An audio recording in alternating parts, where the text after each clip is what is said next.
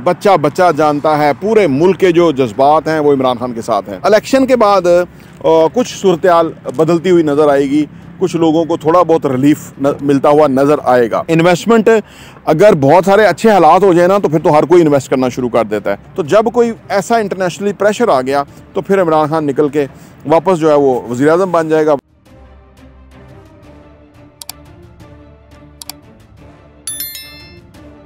अस्सलाम वालेकुम रहमतुल्लाहि व बरकातहू। मेरा नाम अहमद अकील है, आप देख रहे हैं प्रॉपर्टी टीवी।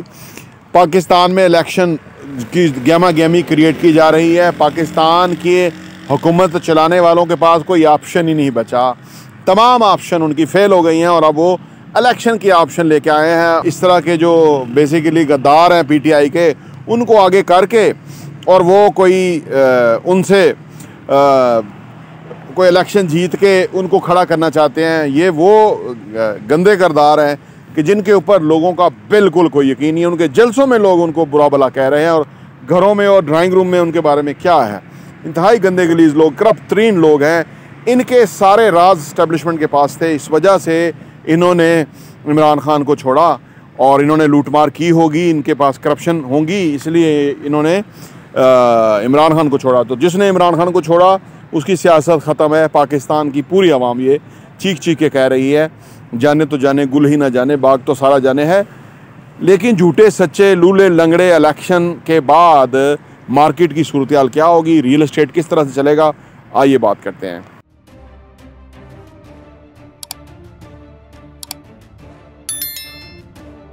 Welcome back. देखिए जी, पाकिस्तान के ऊपर जानबूझ के बुरा वक़्त लाया गया। रजीम चेंज की हर चीज़ स्मूथ चल रही थी, सिर्फ इमरान खान को नीचा दिखाने के लिए ये सारा जुल्म किया गया।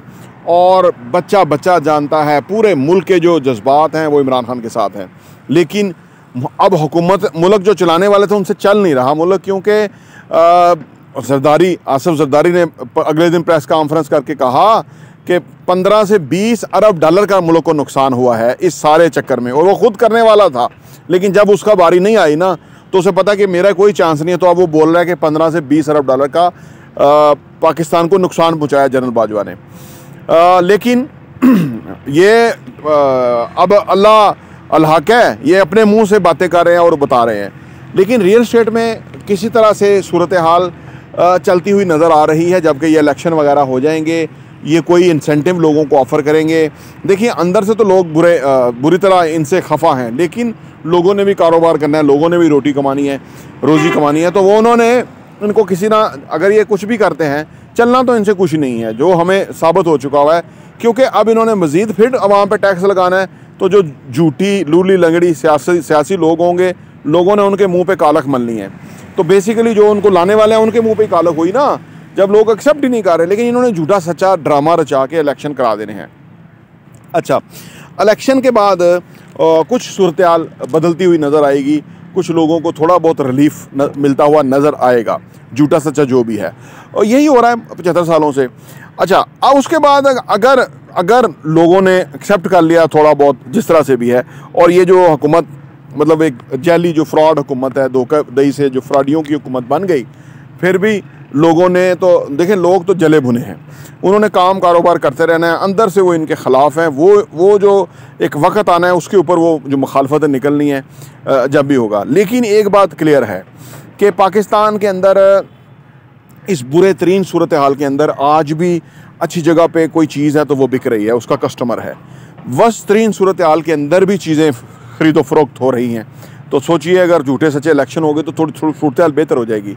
उम्मीद की जा रही है कि झूठे सच्चे इलेक्शन होंगे। इसके बाद आम आदमी का, क्योंकि आम आदमी को इतना नीचे रख दिया गया है कि वो कुछ आवाज़ नहीं उठा सकता, या वो तो अपनी सर्वाइवल की तरफ ही जाएगा और उसकी कोशिश करेगा, जो कि वो करेगा।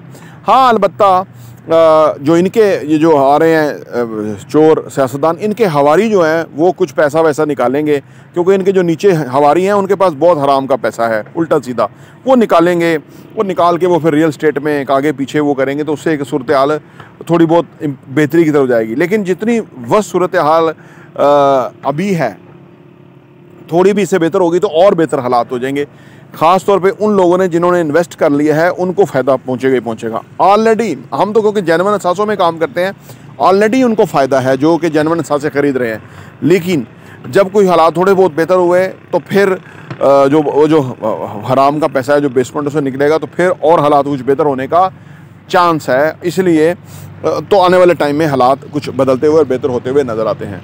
अच्छा, पाकिस्तान की पॉपुलेशन बहुत बड़ी है, 1.5 करोड़ घर शॉट हैं। 1.5 लाख हों तो वो भी बहुत बड़ा नंबर होता है, तो 1.5 करोड़ घर शॉट है। और 55 लाख बच्चे हर महीने पैदा हो रहे हैं। और दुनिया ज़माना तो उसी तरह चल रहा है, उसकी तो रिक्वायरमेंट्स फुलफ़िल होनी है। रोटी उन्होंने खानी है, कपड़ा उन्होंने पहनना है, इलाज मालजा, तालीम, एजुकेशन होनी है, और उनको शेल्टर चाहिए, घर चाहिए, ताकि उस पर वो ज़िंदगी बसर कर सकें। ये सारा कुछ रिक्वायरमेंट है, ये सारी रिक्वायरमेंट जो है वो फुलफ़िल होनी है। इसलिए पाकिस्तान ने चलते ही रहना है। और जो आवाम की राय को नहीं मानते या आवाम की राय को अहमियत नहीं देते, उनको मुश्किलात रहेंगी, लेकिन आवाम को सुकून आएगा।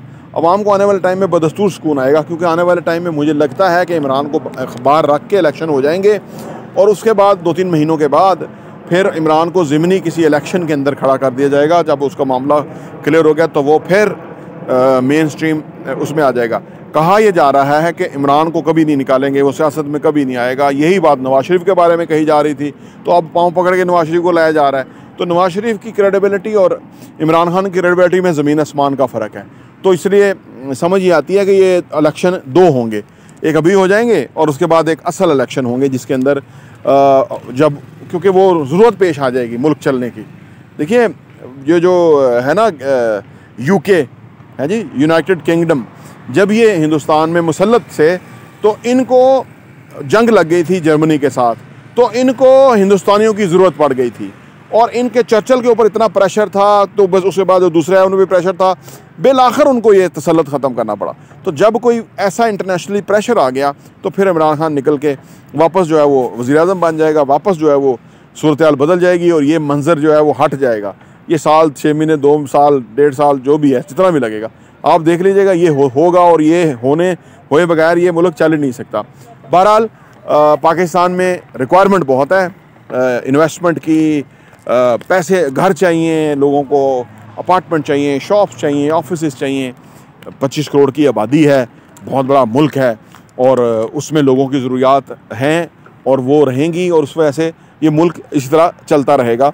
और जो लोग इन्वेस्टमेंट की बात करूँ, आखिर में इन्वेस्टमेंट अगर बहुत सारे अच्छे हालात हो जाए ना, तो फिर तो हर कोई इन्वेस्ट करना शुरू कर देता है और हर कोई फ़ायदा उठा लेता है। बुरे तरीन हालात में ही इन्वेस्टमेंट की जाती है, और बुरे तरीन हालात में ही आप मिनिमम के ऊपर चीज़ उठा के मैक्सिमम आउटकम हासिल कर सकते हैं। तो ये अगेन अपॉर्चुनिटी है कि जबकि लोग बेच रहे हैं तो आप ख़रीदें। अब हर कोई बेच रहा है, तो जो भी कस्टमर आएगा चीज़ ख़रीदेगा, उसको फ़ायदा है। और जब लोग ख़रीद रहे होंगे, वो वक्त आएगा लोग ख़रीद रहे होंगे, तो फिर चीज़ें बहुत महंगी होंगी। तो ये सूरत हाल है जो कि ज़्यादा बदली हुई नहीं है पिछले माजी के मुकाबले में। प्रॉपर्टी टीवी देखने का बहुत बहुत शुक्रिया।